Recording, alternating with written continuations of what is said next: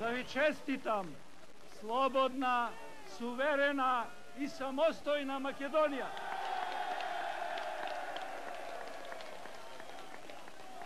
8 август 1991 година со референдумот Македонија се прогласува за независна и суверена држава. Но со новото сонце на слободата се раѓа и спорот за името, заедно со грчката блокада на приемот на земјата во Обединетите нации и признавање од страна на Европската заедница и покрај позитивната препорака на Бадинтеровата комисија. Во услови кога плавнуваат крвопролевањата од распадот на Југославија, Грција во периодот 92-95 година на два пати ја блокира грчко-македонската граница за каква било трговија, воведувајќи 18-месечен период на целосно трговско ембарго.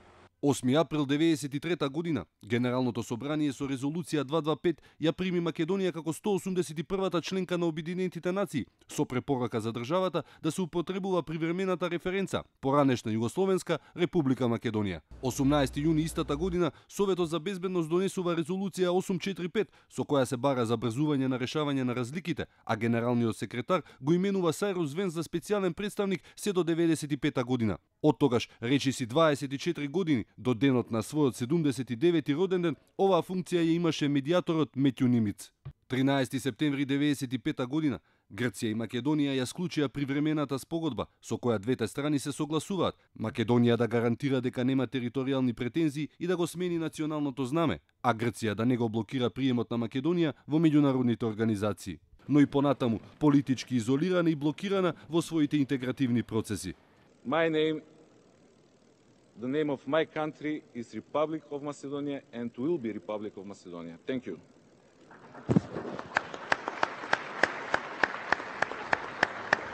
Трети април 2008 година, на НАТО самитот во Букурешт, иако силно поддржана од САД, Македонија не доби покана за членство поради вето од страна на Грција. На 17 ноември 2008 година, Македонија започна процес пред Меѓународниот суд на правдата за кршење на обврските од привремената спогодба од страна на Грција.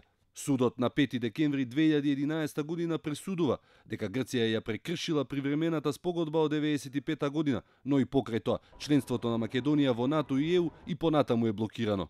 По Букурешт, домашната и надворешната политика на Македонија, предводена од Никола Груевски, доживува авторитарна пресвртница. Во однос на Грција, Скопје ја заострува својата политика и реторика, влегувајќи во период на политички нерационализам, митологија и ревизионизам. На веќе преименуваниот скопски аеродром и автопатот Е75 во Александар Македонски се придодава и проектот Скопје 2014, каде централна фигура е споменикот на војнот на конј, зад кое што име се крие Александар Велики. Проектот ја чини Македонија повеќе од 600 милиони евра и Скопје го понесува тажниот епитет на светски главен град на кичот. Напорите за решение на спорот остануваат празни декларации и полни изблици на лажен патриотизам, додека во позадина односите меѓу двете земји се повеќе се влошуваат. Македонскиот народ никогаш нема да прифати да биде преименуван.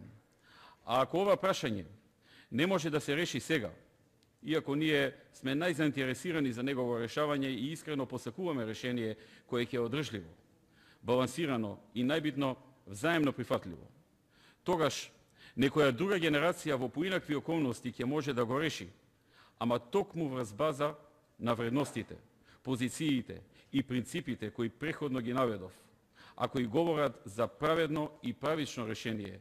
Македонија длабоко влегува во фазата на антиквизација, додека грчките позиции околу иредентизмот и крадењето на хеленистичката култура добиваат на кредибилитет во меѓународните кругови. Следуваат години на илузии, потоа криза и целосна блокада на државата. Нов оптимизам и надеж се раѓа со конечната промена на власта во 2017 година. Владата на Заев по секоја цена сака да обезбеди прием во НАТО на следниот самит на Алијансата во 2018 година. Пречката за тоа и натаму останува Грција, но провејува оптимизам дека под притисок од меѓународната заедница и со новата политика во Скопје би можело да се дојде до исчекор. I would say we both made certain mistakes at different times, but the main goal now is to close the issue. I firmly believe that we must catch the momentum, discuss in bona fide, and resolve the issue for our shared future.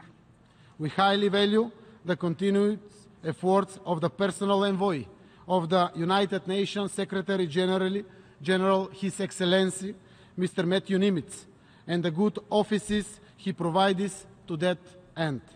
I firmly believe that there is a way to overcome the problem that Greece has with our constitutional name. Во рекордно време и со силна меѓународна поддршка, на 12 јуни 2018 година Македонија и Грција соопштуваа дека е пронајдено решение за спорот. На 17 овој месец следува потпишувањето на договорот во селото Псарадес, Нивици, на грчката страна од Преспанското езеро. Светските медиуми и политика го слават и аплаудираат договорот и успехот на двајцата премиери, Заев и Ципрас. Денот е наречен историски, без да и се остави на историјата да суди, затоа што на Балканот вакво поместување може да значи само напредок. Македонија, од заробена држава, станува пример во регионот. Во едни несигурни и проблематични времиња на растечки национализам и протекционизам, популизам, себичност и нетрпение кон различните, две земји на Балканот решаваат сложен национален проблем, трасирајќи го патот не само за регионот, туку и за остатокот од светот. 25 години подоцна, некогашната оаза на мирот, повеќе од добивањето ново сложено име, повторно го заслужува епитетот на мировник и помирувач на Балканот. Повеќе од север, Македонија повторно гледа кон западот.